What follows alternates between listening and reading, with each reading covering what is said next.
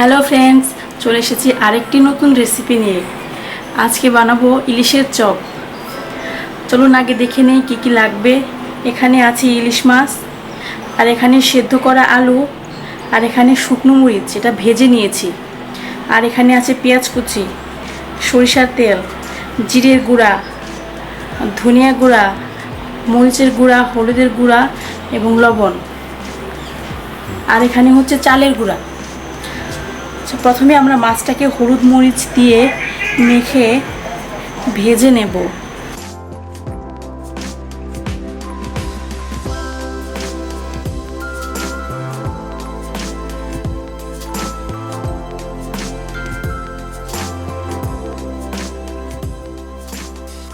একটি কড়াইতে পরিমাণ মতো তেল দিয়ে তেলটা গরম হয়ে গেলে মাছটা দিয়ে দেব।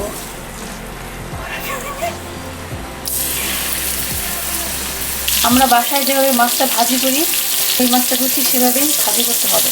তবে ভাজিটা একটু হালকা করতে হবে, বেশি কড়া করা যাবে না।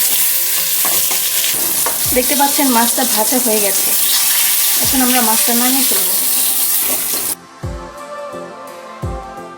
আর এই তেলের মধ্যে কুচি করে রাখা পেঁয়াজটা দিয়ে দেব।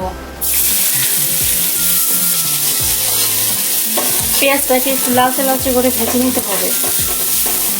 আর এই পেঁয়াজের মধ্যে কিন্তু কোনো মশলা ইউজ করবো না, শুধু তেল দিয়ে পেঁয়াজটা লালচে করে ভাজবো।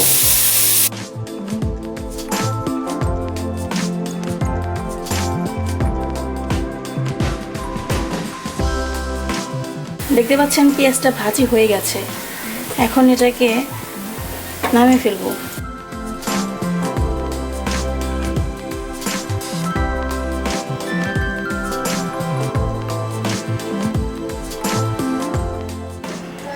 এরপর কাঁটাগুলোকে মাছ থেকে আলাদা করে নিতে হবে।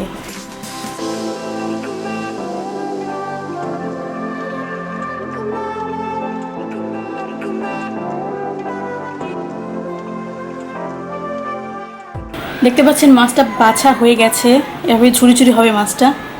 এখন আমি চপটা তৈরি করব। এখন আলুটাকে সবগুলো মশলা দিয়ে মেখে নিতে হবে। যেভাবে আমরা আলু ভর্তা করি ঠিক সেভাবেই করতে হবে।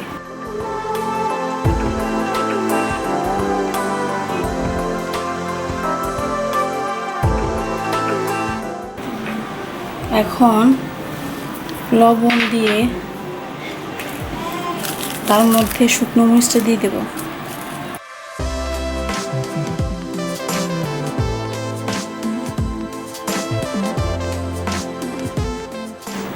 এখন আমি পেঁয়াজ ভাজাটা দিয়ে দেব। এর মধ্যে একটু সরিষার তেল দিয়ে দেব। এরপর সামান্য পরিমাণ জিরে গুঁড়া ও ধনিয়া গুঁড়া দিয়ে দেব। এখন আলুটাকে মশলাগুলোর সাথে মিক্স করতে হবে।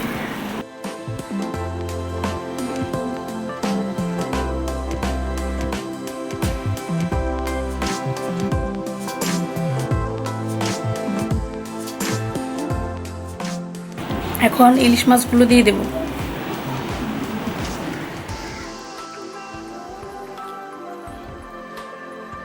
মাছটাকে আলু ভর্তার সাথে ভালোভাবে মেশাতে হবে।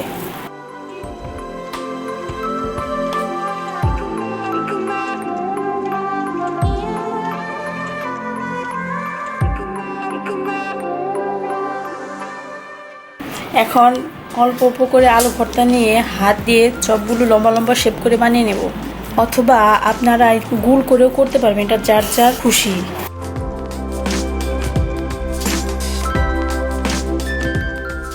এখন আমি মিশ্রণটা তৈরি করব। তার জন্য চালের গুঁড়া নিয়েছি। এখন এর মধ্যে মরিচের গুঁড়া, হলুদের গুঁড়া এবং পরিমাণ মতো লবণ দিয়ে আর অল্প অল্প করে জল নিয়ে ভালোভাবে মিক্স করব।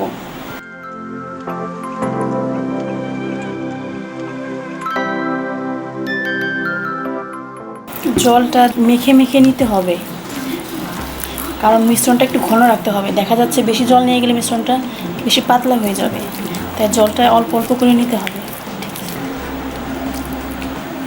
দেখতে পাচ্ছেন মিশ্রণটা ঘন হয়ে গেছে।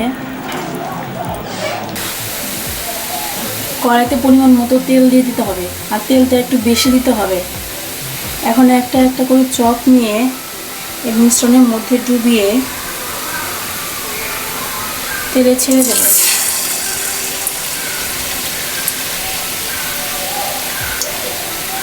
আর একটু সময় নিয়ে আস্তে আস্তে ভাজবো।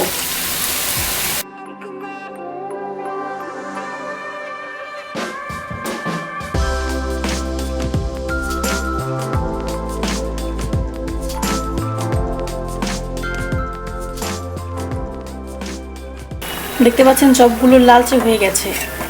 এখন আমরা এটাকে নামিয়ে ফেলবো।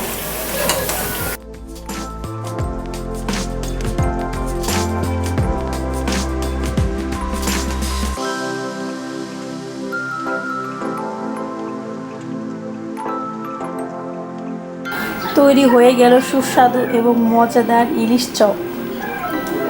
আপনারা এটা অবশ্যই বাসায় ট্রাই করবেন। ভিডিওটা দেখার জন্য আপনাদের সবাইকে অসংখ্য ধন্যবাদ। সবাই ভালো থাকবেন।